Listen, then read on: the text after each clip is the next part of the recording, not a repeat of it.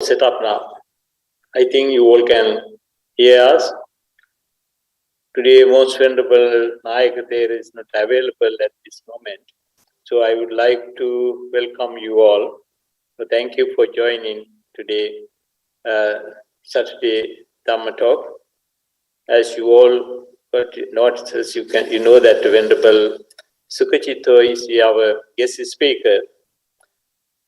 So Venerable Sukhacitto is not a new person to the Vihara because he visited many times London Buddhist Vihara. Today also he is with us in this Zoom technology. I would like to respectfully invite Most Venerable Sukhacitto to conduct his Dhamma Talk. Thank you, Bhante, for accepting our invitation and joining today. So please, Venerable. Thank you so much for this generous invitation. And I was sending earlier in a chat to the other Buddhist Vihara the question, should we end straight on the full hour? If you could give me a rough idea, like how long should be a talk, or is it possible even to send people into breakout rooms later, or that is not possible? I did send some questions to the other Buddhist Vihara thing. And I tried to call earlier, but I couldn't reach anybody. Oh, right. Bhante, you can give a talk about 45 minutes if you prefer. And then, as we have mentioned, there will be discussion time. But it is up to you, Bhante. Whatever you think is best for the Avadayikas, you can decide. Thank you. I mean, whoever is the Zoom host, may I ask, would you be familiar to send people into breakout rooms, or that's not something you could do? I didn't get it, Bhante. Maybe it's because sometimes in a setting like this, after the talk, people are invited into small groups, into groups of 3, into different breakout rooms, what is in Zoom called breakout rooms. I don't know. Okay, that's perfectly fine. Yeah. So thank you very much for this generous invitation. Yeah. And if I may invite you as listeners, if possible, I see some of you with your camera. And for me, it would be really helpful if some of you would be so generous to put on your camera, because then I feel I can see your reactions, if that what I might say makes sense or not. Rather than seeing just a few of you with your beautiful faces, I would like to invite you, if possible, if you could put on your camera. But of course, you don't have to do that. But it helps me as a speaker, to maybe make a bit more sense, or if I talk nonsense, to get your reactions with your facial expressions. Thank you. So welcome, sisters and brothers, in being born, getting old, sick, and sooner or later to die. Welcome in this round of birth and rebirth, who knows. And I would like to start, this is my first time I am invited to speak for the London Buddhist Vihara, and as you heard before, I'm not new to the Vihara, and I feel so grateful to be able to visit there numerous times, not in the recent past due to the pandemic, but what a wonderful place to have where people can practice the Dharma, practice meditation, study the Dharma in such a generous way. And I really want to acknowledge that privilege we have to do things like this, even now that we can do it online. As you know, in different parts of the world, not too far from us, in the Ukraine and many other parts of the world, there is violence, there is war. There is not the possibility of do what we do right now. So I would like to invite us into a brief silence to dedicate maybe our practice, our sharing the Dhamma for world peace. And the world peace starts with the peace in our own citta, in our own mind and heart. So let us be quiet for a minute or two And after that, I would like to invite us to recite together, but please, if you could keep your microphone muted, the paying homage to the Buddha and taking the 3 refugees, or just reciting the 3 refugees, okay? So we dedicate this silence for world peace, starting with us, radiating peace, radiating qualities like metta, karuna, mudita, and upekkha, and then reciting the Namo Tassa and the Buddham Saranam Gacchami.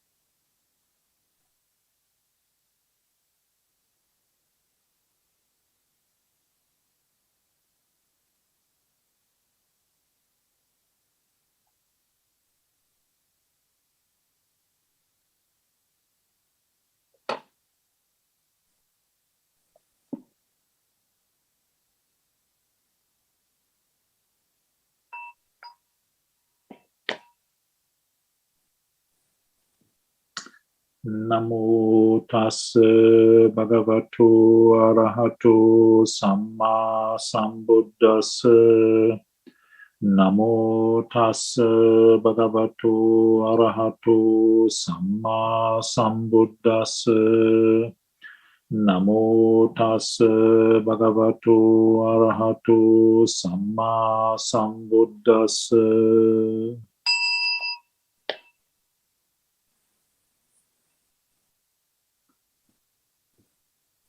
Buddhang saranang gacchami, Dhammang saranang gacchami, Sanghang saranang gacchami, Dutiyampi Buddhang saranang gacchami, Dutiyampi Dhammang saranang gacchami, Dutiyampi Sanghang saranang gacchami, Tatiyampi Buddhang saranang gacchami, Tatiyampi Dhammang saranang gacchami, Tatiyampi Sanghang saranang gacchami.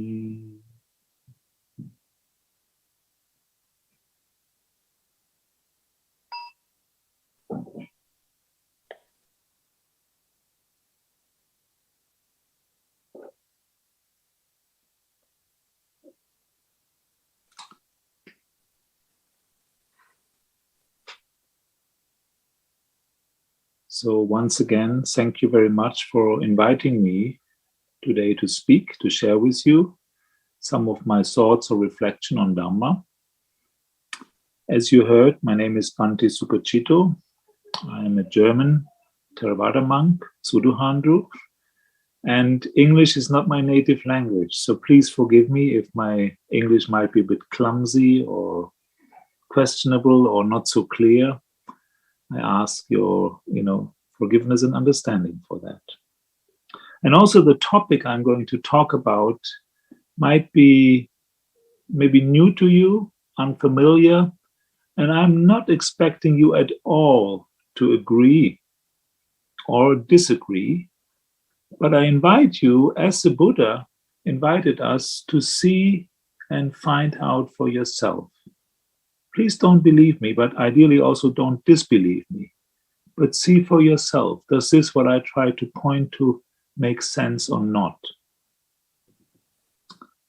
In the preparation for this talk, when Bhante Virimala Mahatera invited me, I sent him a little text description of the topic of the talk, and he only took the first few words as a title, the pitfalls of meditation.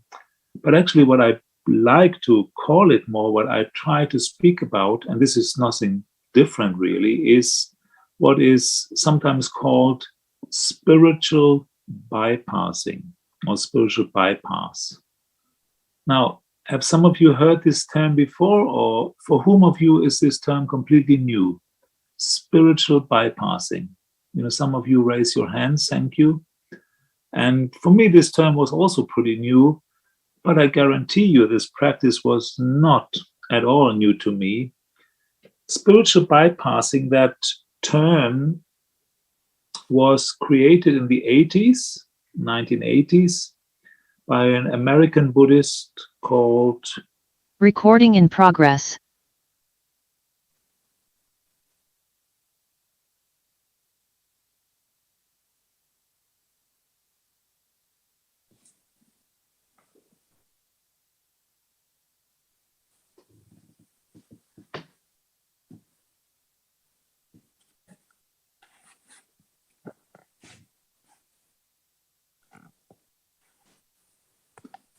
I think I pressed the wrong button. So good to be back with you. This is sometimes helpful because it might bring us back to the present moment when technical things appear. Anicca is present in Zoom connections sometimes when you press the wrong button. Can you hear me okay? Mm-hmm. Okay, that's wonderful. By the way, I'm very grateful that I can do this teaching here in the office of the oldest German Buddhist retreat center in Germany, which is close to Hamburg. It's called Haus der Stille, House of Silence.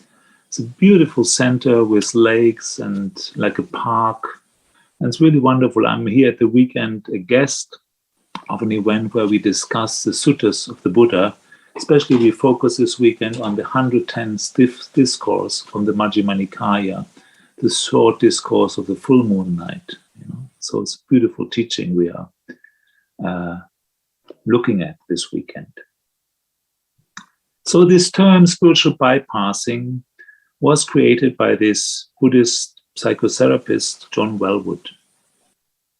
And it points to, I don't know if I can call it practice, to an experience people can have on the spiritual journey, not just in Buddhism, of course, on any spiritual journey or life journey, I would say, where we sometimes intentionally, sometimes unintentionally try to avoid certain things. Like I remember in the year 2001, my father had a bypass operation, because I've always mixed this up, veins or arteries to the heart were blocked, so something we try to do to avoid the blockage.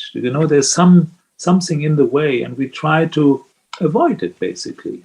Find a new way, move around it, not want to be with what is, basically. And I don't know, if you just pause for a moment and look at your life, not just the spiritual life in terms of Dhamma practice or meditation practice, but where are areas where we try to avoid, not feel, not be together with, try to, deviate from it, find ways not to pay attention to it. We want to really get rid of something.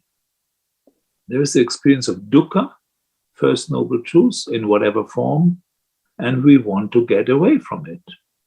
Have you ever experienced that? Dukkha, go away. Mara, go away.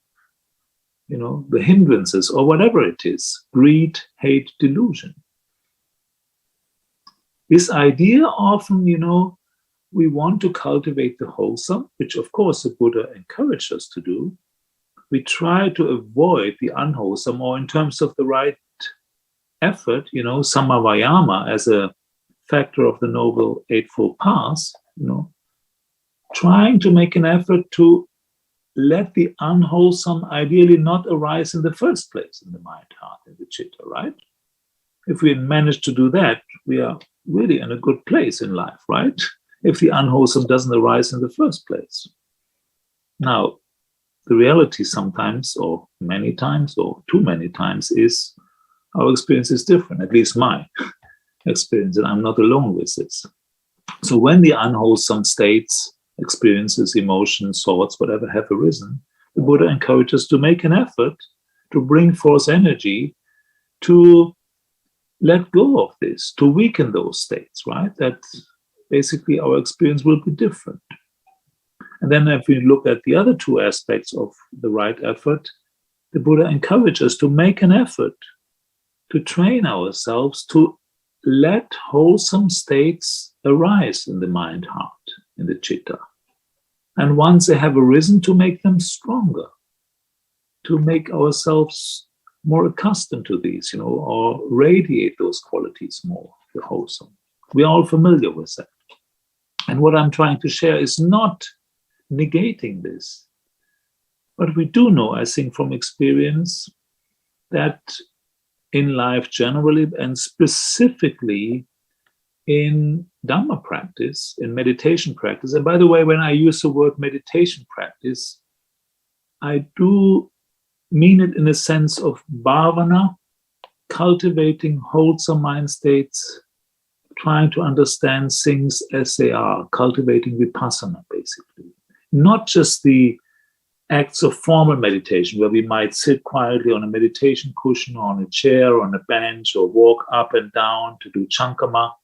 So when I talk about meditation, I mean really developing wholesome mind states, training the mind. This is what I mean by meditation, not just a formal sitting or walking meditation, or lying meditation, or standing meditation. So I think we all know in life, and specifically in Dhamma practice or meditation practice, that we do have to face unpleasant things. Or is there anybody in your Dhamma practice, in your meditation practice, you have never experienced unpleasant things? And please raise your hand, and I would be really curious to hear more about that. Anybody? You can also raise your hand. Like there's this function in Zoom where you can raise your hand.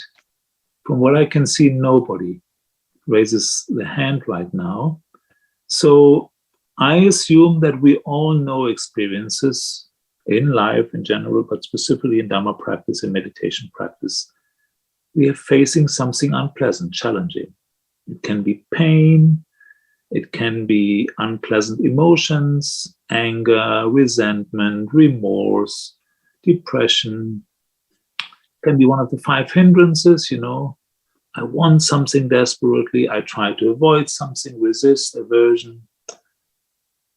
I have too much energy, I have too little energy, I have doubts, I'm a master of sleepiness, for instance, in meditation, and in my life, because I have a sleep disorder. So like last night, they were reading a discourse and I was falling asleep, very peaceful mind state, but not conducive to insight or to understand the Dhamma. But this is my reality and I don't like it, believe me, but I'm struggling with this for years or decades, and I'm not proud of it. So I heard the other day from a Dharma teacher friend, Jill is her name, that she shared a beautiful teaching, and that teaching was, what's in the way is the way. Did you ever hear this? Now my Zoom changed to speaker view, but I like to see you. What's in the way is the way.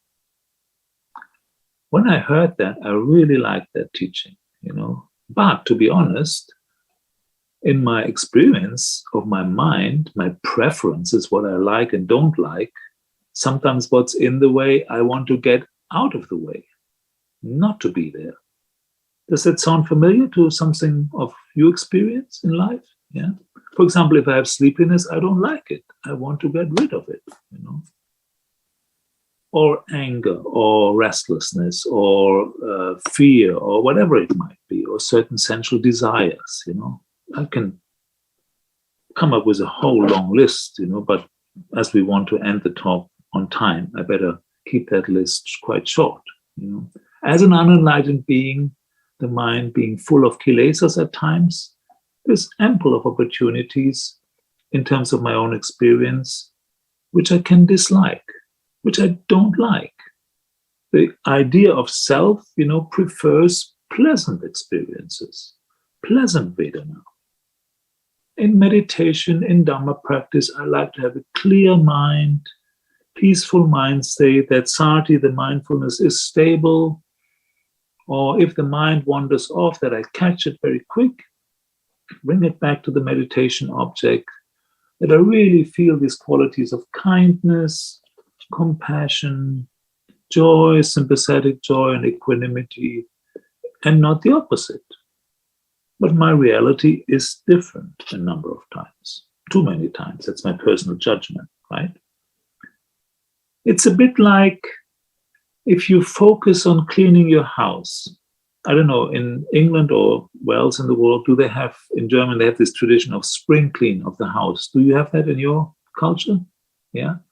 So, or when you take a shower or you clean your body, what do you focus on? You focus on the dirt, right? Oh, that's interesting. I want to clean the house, but focus on the dirt.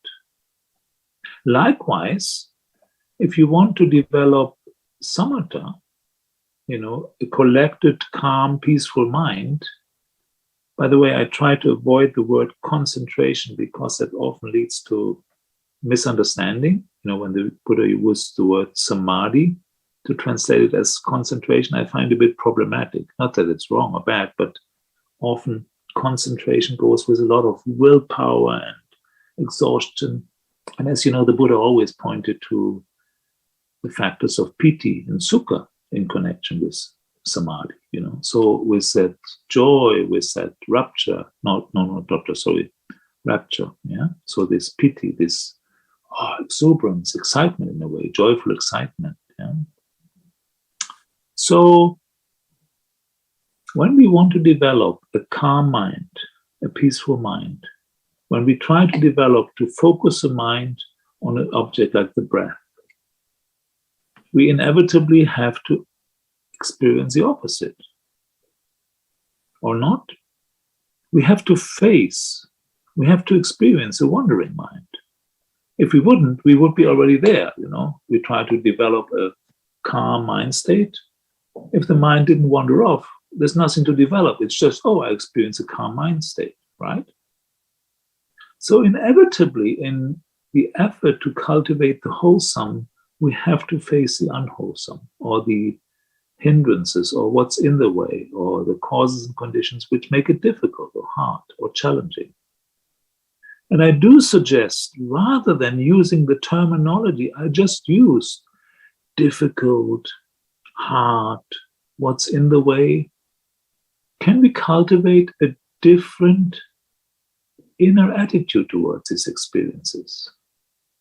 In a way, they are food for our growth. People ask regularly, is it difficult to be mindful in this moment? Please check it out for yourself. Right now, when I ring the bell and I invite you to pause, I can even put on, this beautiful reminder, pause.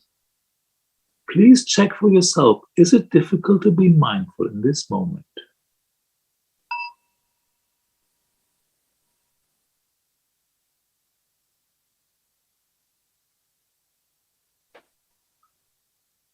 What about the next moment? Is it difficult to be mindful, to pause the next moment? And the next moment. Now, my own experience, and when I ask Dhamma practitioners, meditators, I haven't met a single person who was telling me, it's so hard to be mindful of this moment. It's actually very easy, or not? Any objections to that experience? This moment when you are mindful, is it hard or difficult? But people do say, practice is so hard, practice is so difficult. Now, that's, if I'm a bit boisterous, I don't know if that's the right English word, blunt, let's say this, that's nonsense to say practice is difficult. This moment, the only time when practice can happen, cultivating mindfulness, presence of the mind, is pretty easy to come back to the present moment. Now, what is not so easy is sometimes to remember, this main function of sati, mindfulness, to remember to come back, to remember what we have done in the past and so on, That seems a bit more challenging at times.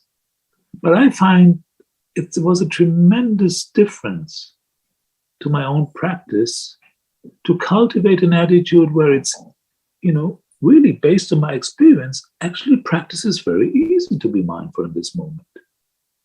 And that had a very different flavor to me than saying, practice is so hard, I always forget and be mindless, I forget things. And by the way, the beautiful connection, you can say, between sati and samadhi, mindfulness and concentration, now I use the word concentration or collectedness of mind, is apparently a Burmese meditation teacher should have taught like this, it's like if a moment of mindfulness is the tip of the finger, and then there are these gaps in between. There's a moment of mindfulness, there's a gap, a moment of mindfulness, there's a gap.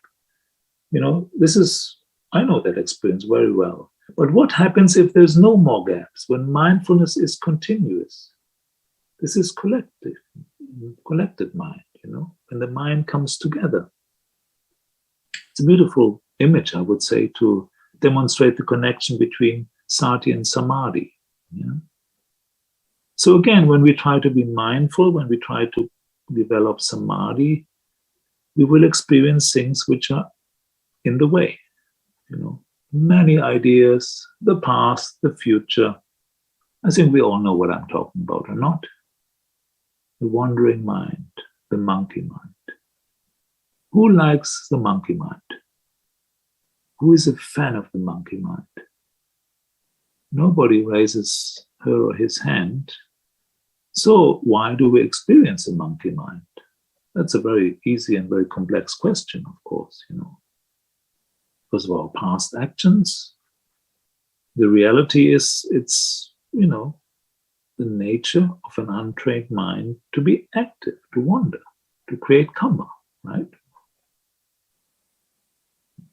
Even if we have wonderful thoughts about the past or wonderful ideas about the future, the flavor of it is very different than when we are just in the present moment, right? When the mind is really clear with what is happening right now. And when the mind is continuously clear, with mindfulness, with sati sampajanya, with clear comprehension, it's much more calm and collected and much more able to see things as they are.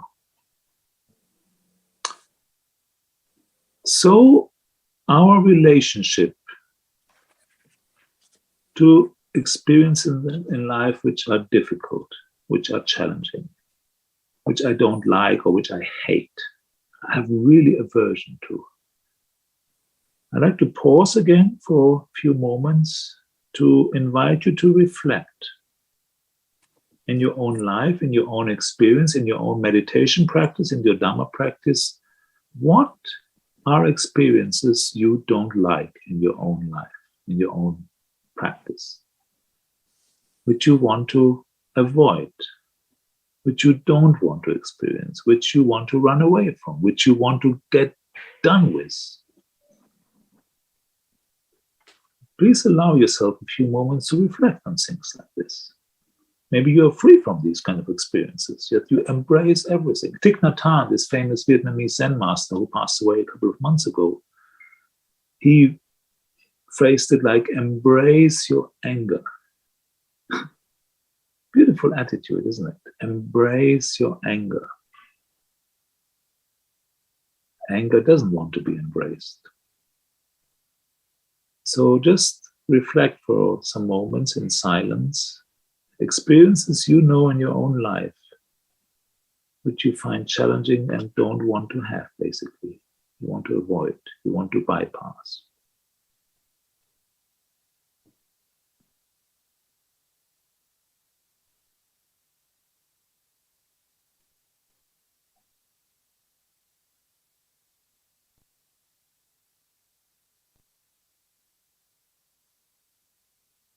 I can come up with numerous things. I mentioned a number of things already. And now let me ask you, with that attitude, is that a helpful, a skillful attitude? Does it help to wish experiences I do have in life not to be there? Now, how wise is that, or how foolish is that? Dhamma practice is about seeing things as they are, right?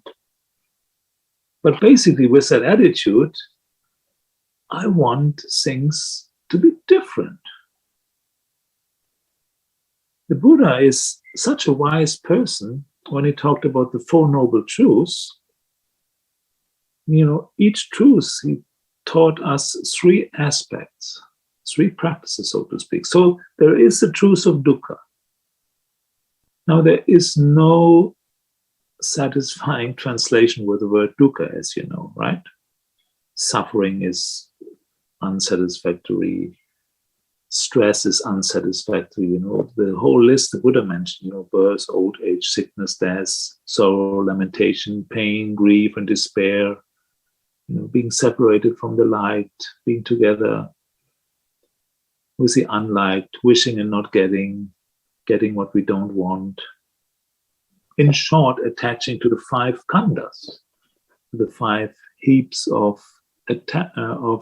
experiences, you know, like rupa, form, vedana, feeling tone, perceptions, sanya, sankhara, mental activities, and consciousness itself, vijnana. Attaching, identifying to this is in short what the Buddha described as dukkha. I personally prefer a very short, but I think very precise way of describing dukkha. Dukkha is all that what is not ultimately meaning 100% satisfying and not lasting forever. Dukkha is all that what is not ultimately satisfying and lasting forever. Oh, that's a lot, isn't it? Not all? The Buddha was actually pointing to that one experience of thing. It's not right to call it thing, you know, which is beyond those limitations. He called it nibbana. You know. Is that the goal of our practice? Coolness. Yeah, nibbana means coolness. The ending of the fires of greed, hate, delusion. So let's come back to these experiences which we don't like, which we want to avoid. And our wish that these things are not there. To be, again, allow me to be very blunt, this is not skillful thinking. This is ayoniso manasikara, unwise reflection, unwise consideration, you know. Like if I would have the experience somebody is just entering this room, yeah, that should not have happened. But it's my dear friend Helga, you know, so she was just closing the door again, you know. Oh, she disturbed the monk teaching, you know, she forgot. Or she didn't know I was in the office. And by the way, I gave permission for people to come in quietly if they want, you know. So the very fact that I want things to be different is quite foolish in a way, isn't it? Things are as they are, right? The idea of Dhamma practice in my mind is to see and understand things as they are. The Buddha pointed towards dukkha, first noble truth, and the invitation was dukkha should be understood. Oh, that's the invitation. You know, be with it basically and try to understand it. The nature of dukkha, how it arises, maybe how it passes, what are the conditions for it, It's not ignore dukkha. It's not the idea, the instructions, get rid of dukkha.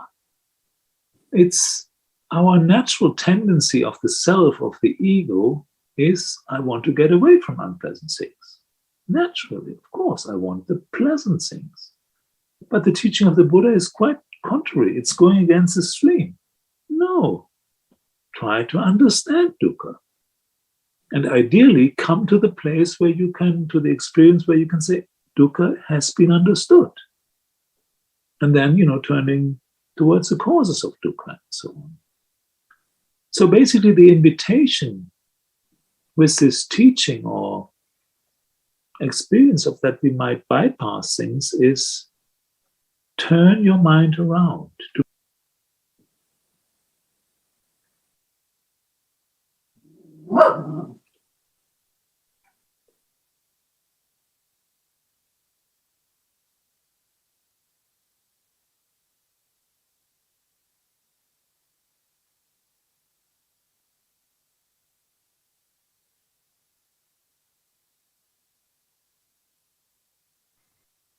You're muted, Bhante.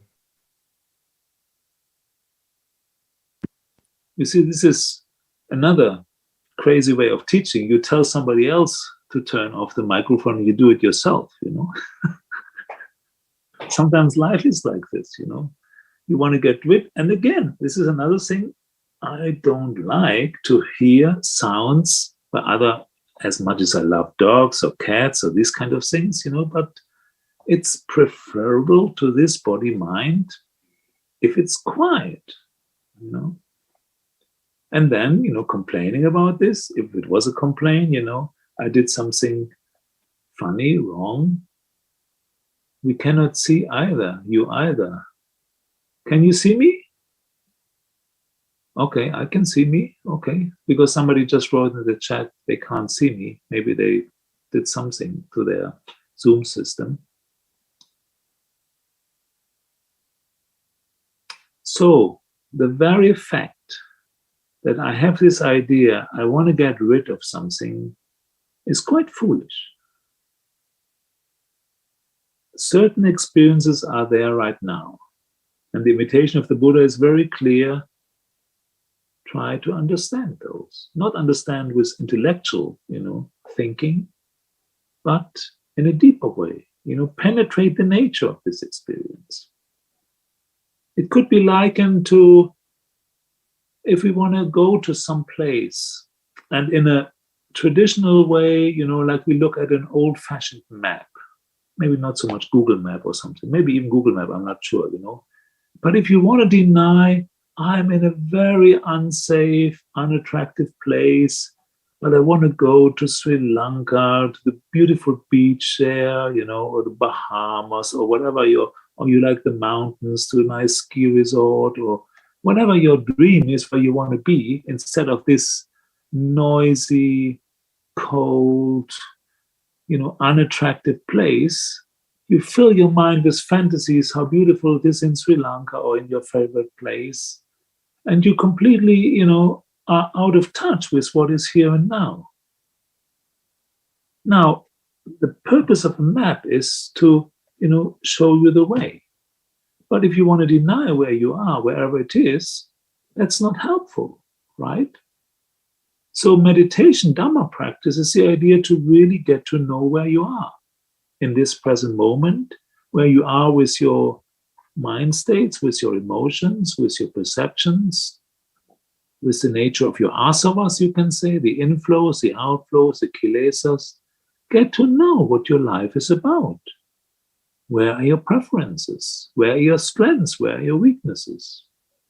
Focus on the dirt, basically, to clean the mind heart, to cultivate these beautiful qualities like metta, kindness, compassion, karuna, mudita, sympathetic joy, and this supreme upekkha, balanced mind, equanimity in the midst of the massive suffering which we experience in the world. Instead of getting overwhelmed with this mess, pandemic, more than 2 years, I can't stand it anymore. In the UK, no problem, you're free, no more restrictions. But in other countries, it's different. I tell you, I was just until end of March in the UK. In Germany, it's still a bit different. Depends where you are. And then this war, and the mess which goes on in Sri Lanka, the mess which goes on in Myanmar, in Uganda, and where does the mess start? In this very mind. Where is the origin of the world? Where is the end of the world?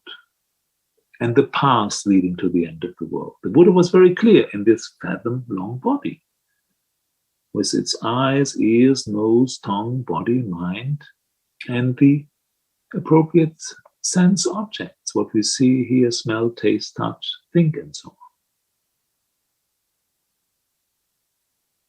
I find it fascinating, sometimes frustrating, I must say. Even so, I've tried to practice or study the Dhamma for a few decades, not so long. Maybe I'm out of my teenage age, because I have the privilege of knowing people like who have practiced more than 80 years. Bhante Hinepula Gunaratana, for instance, or knowing senior monastics on the London Buddhist Vihara, or other senior teachers or monks or nuns who have practiced for many more decades than myself. Well, I'm pretty young in the Dhamma, only meeting the Dhamma in the mid-80s, not so long. Many of you have been much longer experienced. But I find it really strange and interesting to observe this mind, which still have this idea, I don't like this. I hate this. I want to get rid of this. I have aversion. So many times I repeated skillful thinking, skillful intentions, but still, nevertheless, I want to get rid of things instead of embracing, instead of getting really interest, like a beginner's mind. Oh, there is restlessness. How does that feel? Why is that? How helpful is that? Oh, there is anger. And the master of this kind of practice, I found in what he shared in his teaching, is Joseph Goldstein, for instance, a very well-known Western Vipassana teacher in the States, who founded IMS, Insight Meditation Society. He's really wonderful. Oh, there's dukkha. Get interested. Where is the attachment? Where is the upadana? Where is the clinging? And that might really be an eye opener, a Dhamma eye, a heart opener, to change your attitude. Rather than wanting to get rid of, cultivating an attitude of, oh, what can I learn from this? How can I be with this to be at ease and peace? In a meditation practice I love very much called Insight Dialogue, we have a meditation diagram which is called relax. And that's inviting really the body and mind to relax, to really check the body. Where is tension? Where there is dis-ease? Where is holding? Where there is pain? Where is discomfort? And can I do something to bring ease? When I pause, I feel, my mouth is pretty dry. So what can I do? I can have a sip of drink.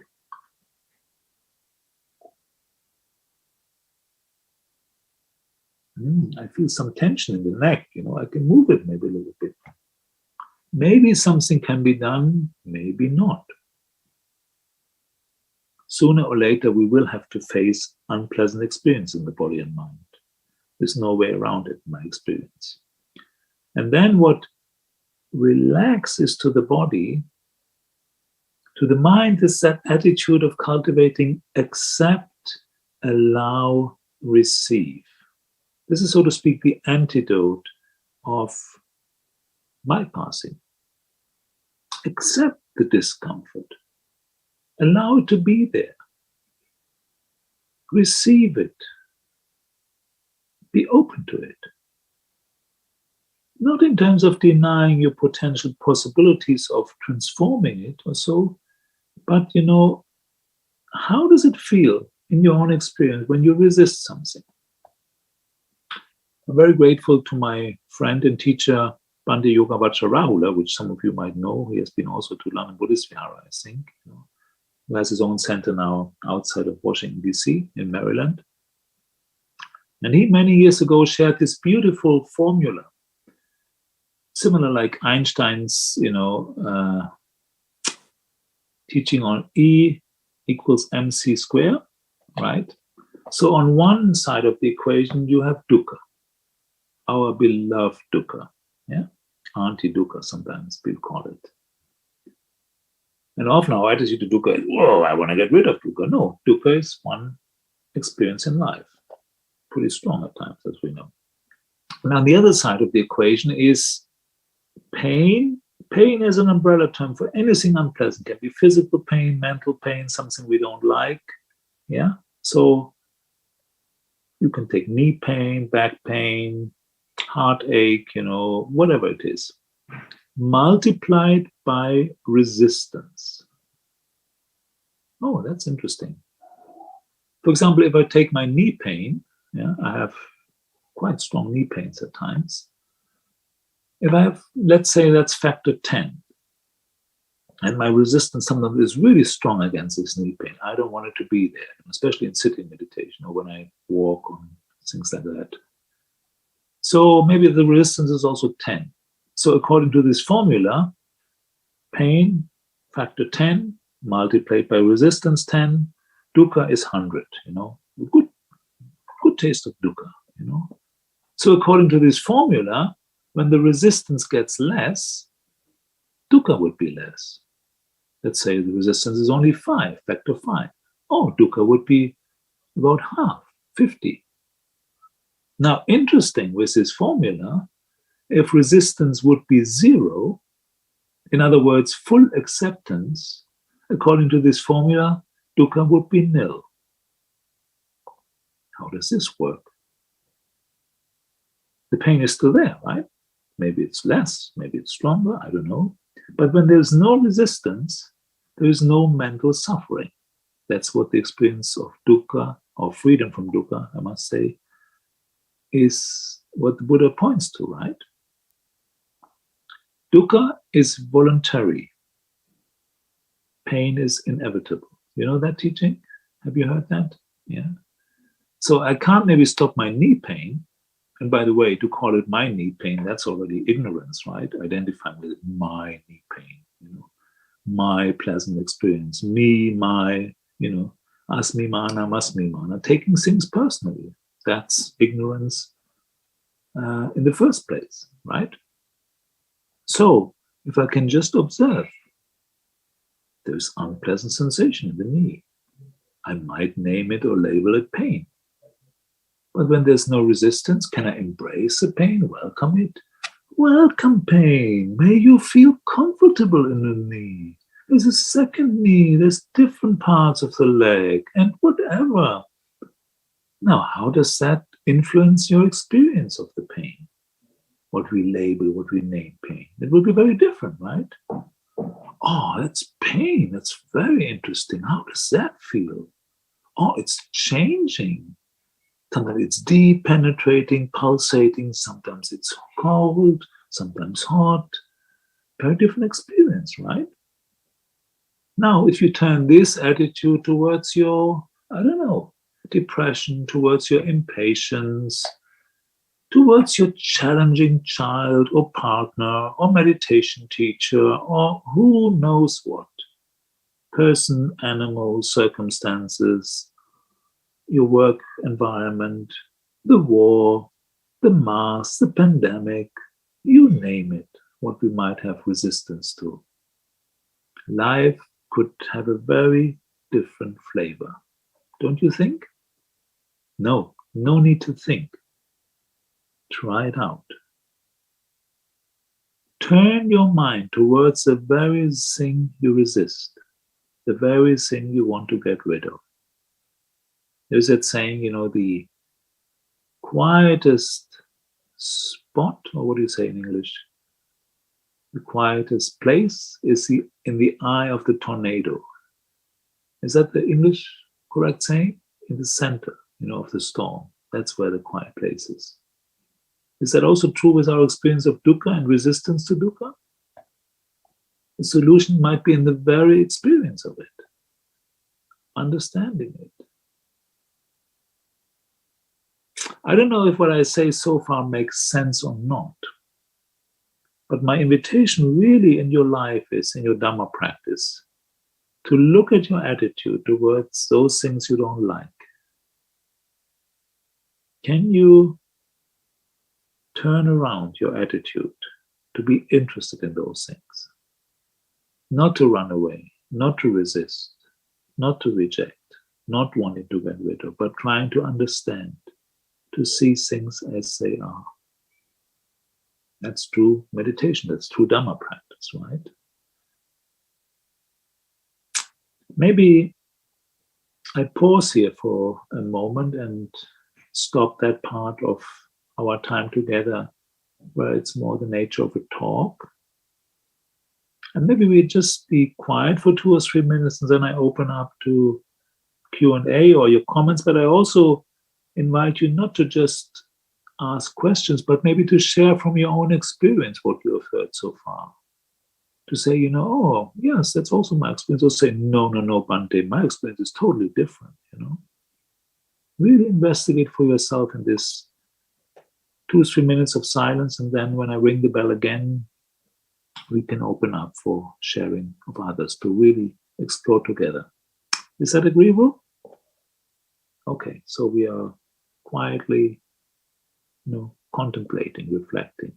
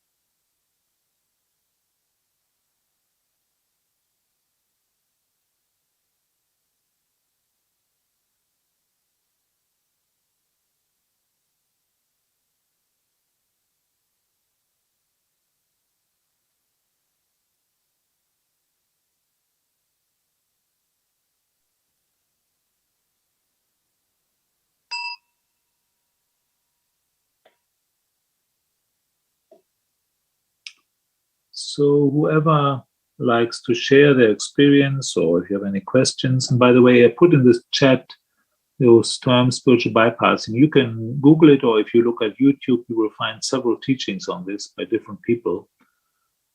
I don't agree with everything which is shared there, but I think it gives some good input to reflect for yourself on this topic. So whoever wants to share, please just, I don't know how it works, just maybe unmute and speak. And yeah, I'm curious to hear what you have to say.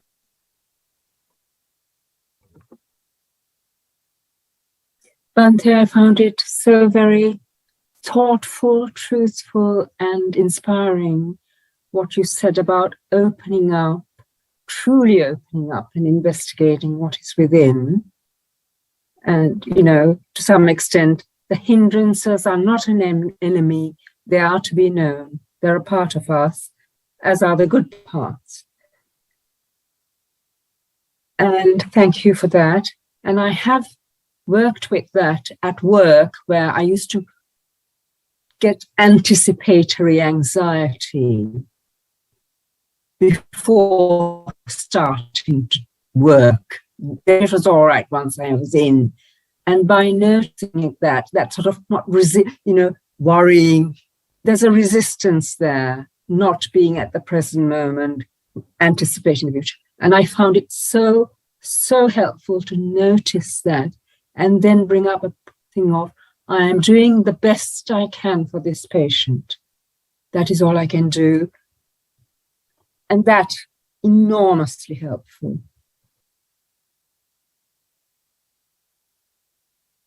Thank you so much for sharing. Really helpful. Thank you.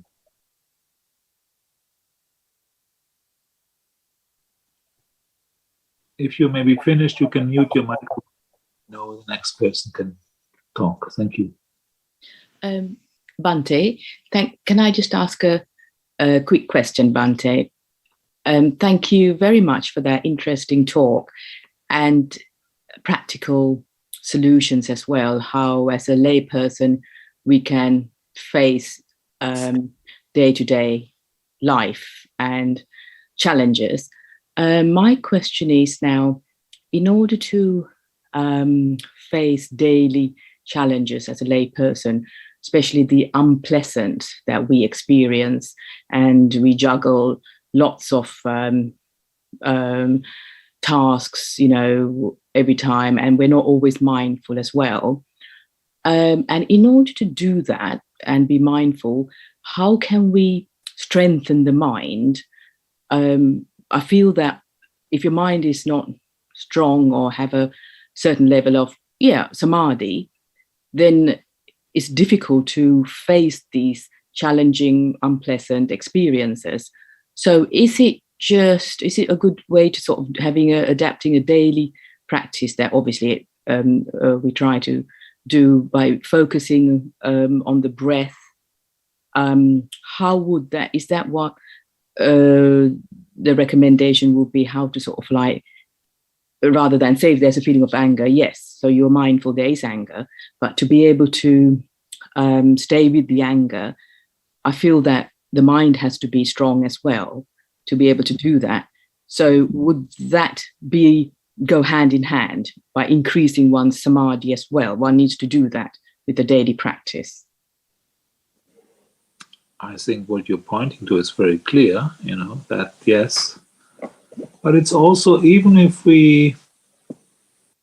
maybe what I'm saying is quite challenging, and maybe hopefully it's not true for you, but we can use practices like focusing on the breath to bypass, right?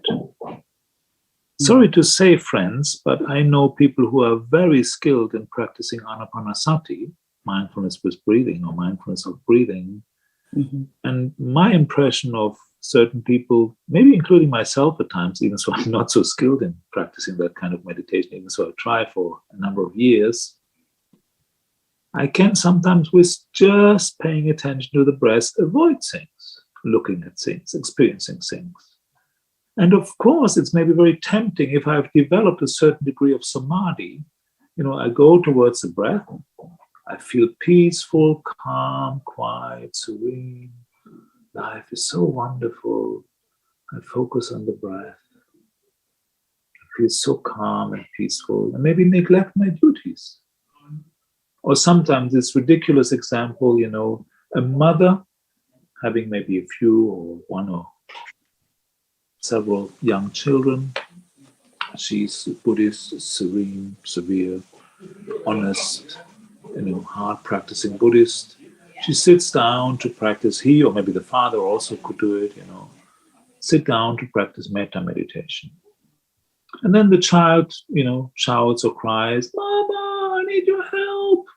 And Mama sits and, "Shut up, I'm practicing metta meditation," Mm-hmm.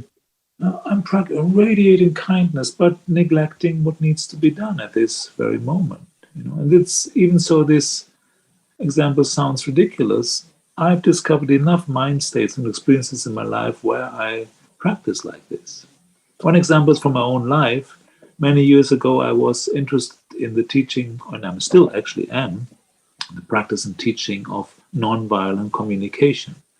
And those, many years ago, my mother was still alive, And my parents were very generous. I could sometimes tell them, to support me in buying me a book. So I called my mother to tell her, the title of the book and these kind of things. I'm very impatient when my mother had difficulties writing things down, because I was telling her the book number, what you call ISBN number, for the book. Mm. And she has very difficult writing numbers down, And I got so impatient and violent with my way of speech, basically asking her, could you please get me this wonderful teaching practice book on nonviolent communication? And I was practicing violence at this very moment towards my beloved dear Amma, mother. Here we are, right? In the midst of this dilemma. You want to attempt to do something and you do the opposite. Yeah? Instead of embracing that very experience of impatience, oh, my mom needs time to write things down. What a wonderful opportunity for me to pause, calm down, practice patience and gratitude and appreciation. Yeah? I don't know if that helps what I'm sharing here, but does Thank it help or not, Samantha? Yeah. Thank you, Bhante. I think I'll. I think that patience is something that needs to be cultivated. I think, yeah. The Buddha was very clear on this. Kanti paranang tapo titika. Patience is the highest practice.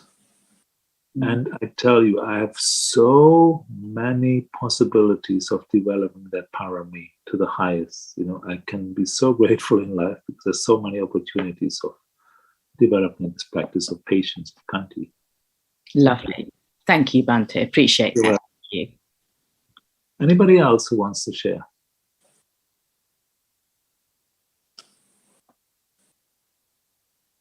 Bhante, I find my problem is conflict. I avoid conflict.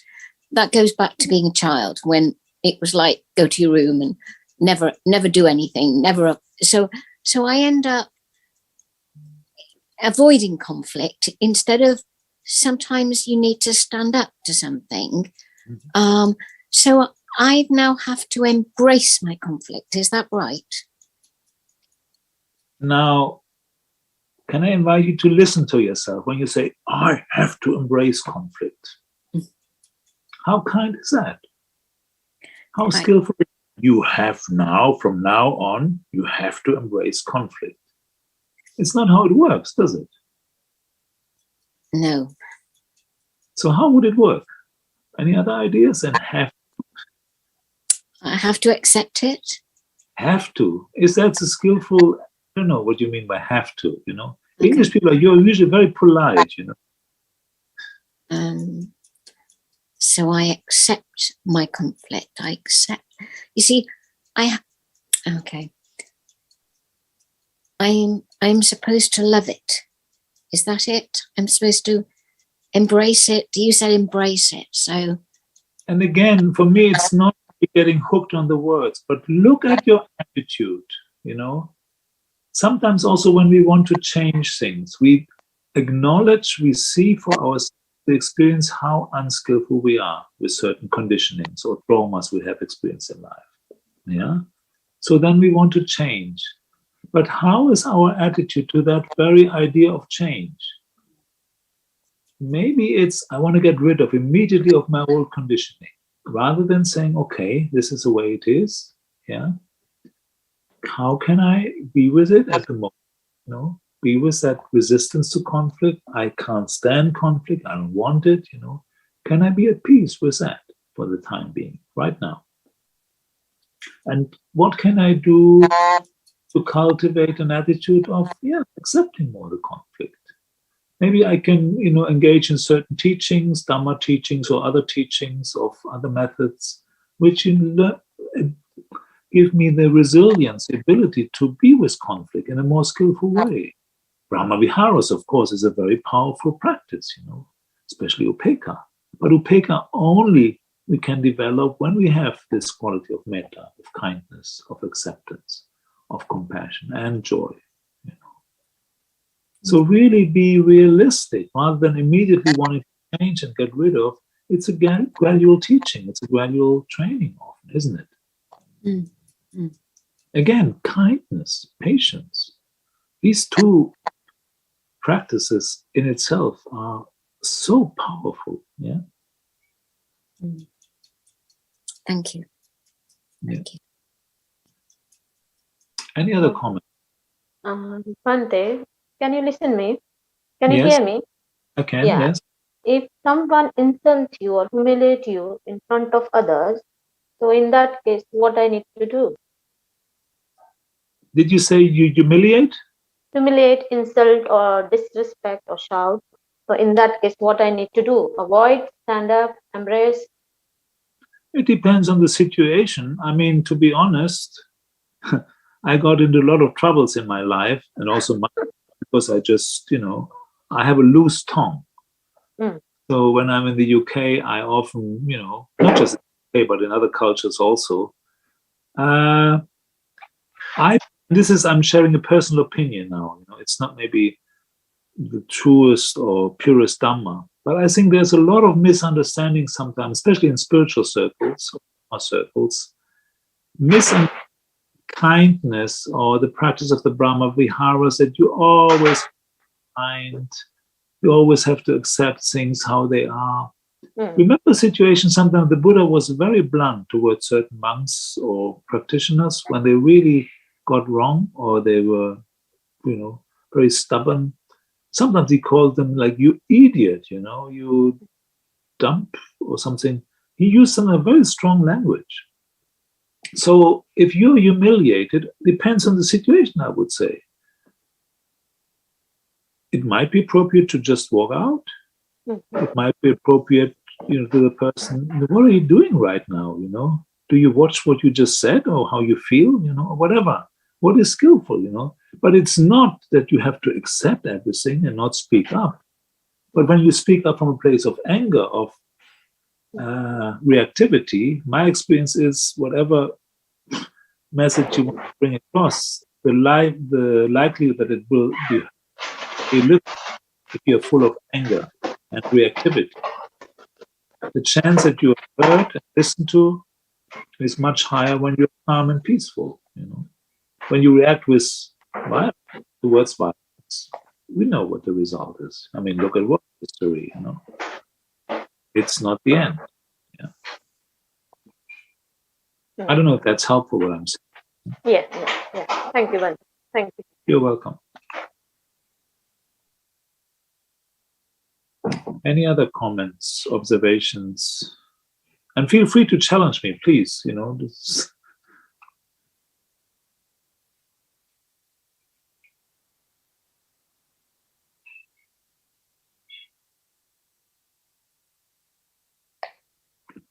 Any other comments, friends?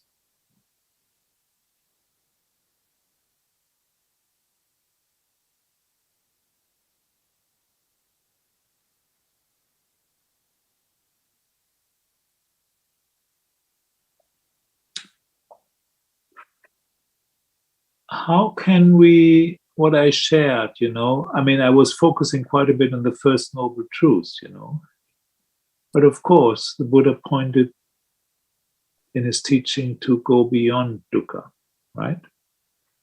So don't forget, especially this powerful practice of the Noble Eightfold Paths. Whatever you experience in life, look at all those factors, sila, samadhi, panya, right speech, right action, right livelihood. Look at how you develop meditative qualities, the right effort to develop right mindfulness and right collectedness, the calming of the mind. And so important, and this is what basically this whole talk I was, my whole reflections was pointing to right view, sammaditthi.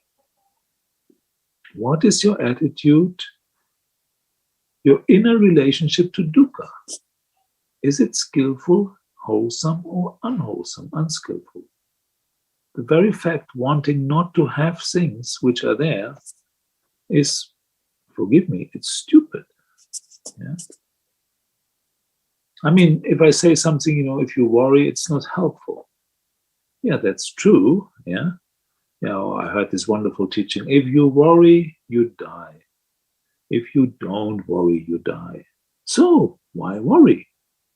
Oh, that sounds so lovely. Great. But that doesn't stop me from worrying, friends. Not me, not this mind which is so used to worry and identify with worry. I worry, therefore I am, That's the nature of a mother, of a father, of a good whatever, So worry is there. What can you do with it? Resisting it is just adding like a second arrow, this teaching on the second arrow. Unwholesome mind state, you react with negativity, with resistance. The Buddha's invitation is learn from it, understand it. And look to the way to deal with it skillfully. And sometimes look at the discourse, Sabasava Sutta, from the Majjhima Nikaya, the 7 ways of dealing with the asavas. I think it's Majjhima Nikaya number 2, is it? Can somebody confirm or Bhante? Is it Sabasava Sutta? Is it Majjhima Nikaya 2 or 7? Yes, Sabasava. So please, ask Venerable Bhante Sila Vimala Mahatero to teach soon on the Sabasava Sutta. And you will learn a lot of skillful ways. Bhante is, hardly busy, he has nothing to do except studying and sharing the Dhamma. Bhante, may I say that? Okay, you can say. Thank you, Bhante. Bhante, you have any comments to make? Well, yes, actually, I want to thank you for sharing your experience connecting with all the Brahma Viharas and also generally in meditation. I think you have shared our some problems of our meditation, how we deal all the hindrances and all the problems basically in practical way. That's the way I have a little comment. And at the very beginning, I was not here, and I want to give thanks from my heart, bottom of my heart, sharing your experiences today. I was thinking sometimes this COVID has given good blessings. We can share wherever you are in the planet. We can share our experiences. In that regard, this COVID has given some disguised blessings to all of us.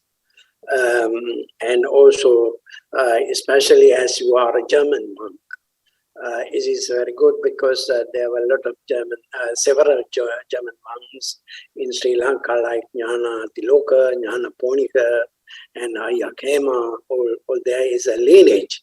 So you are the current German bhikkhu continuing the legacy of German Theravada monks. So I appreciate very much your experiences, your knowledge are actually very helpful for all of us today. Thank you so much. Thank you, Bhante. And as you mentioned, those very well-known German monks in Sri Lanka, believe me, it's not easy to be a German monk with that kind of elders having lived before me, to follow in their footsteps. It's not easy if I compare myself with them, but I can get inspired by those wonderful examples, of the past, or get inspired by monks like you and other senior Mahatheras. So Thank you so much, and Ayubowan.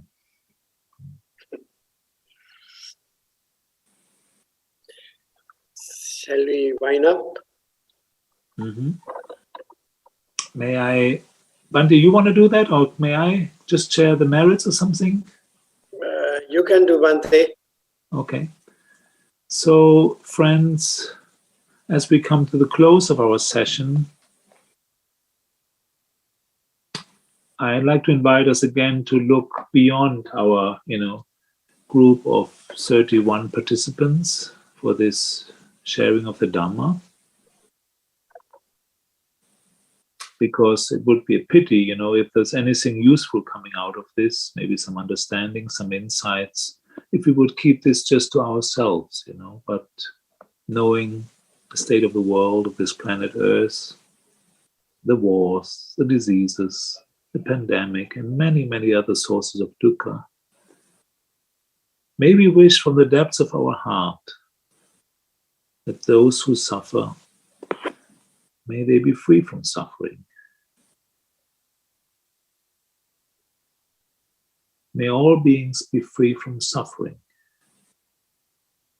May all beings experience joy and the causes of joy. May all beings never be separated from the great joy which is free from suffering. May we develop those qualities of kindness, of love, metta, of compassion, of being with the pain and suffering of others and ourselves, karuna. May we develop and share joy for ourselves, but also the joy with others, people's happiness and success, mudita. May we experience on the base of these three qualities, metta, karuna, and mudita, the highest peace, equanimity, upekkha, with the ups and downs, with the vicissitudes of life, to really face dukkha and beyond dukkha, freedom from dukkha. May there be peace. May you be peace. May you share peace beyond any boundaries, beyond any imaginations or limitations you might think you have.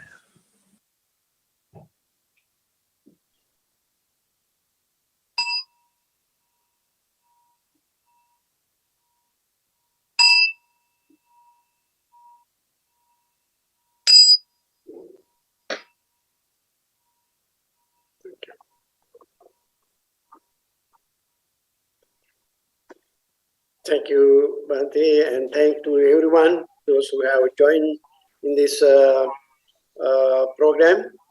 I appreciate very much, and let's see our next program in next month.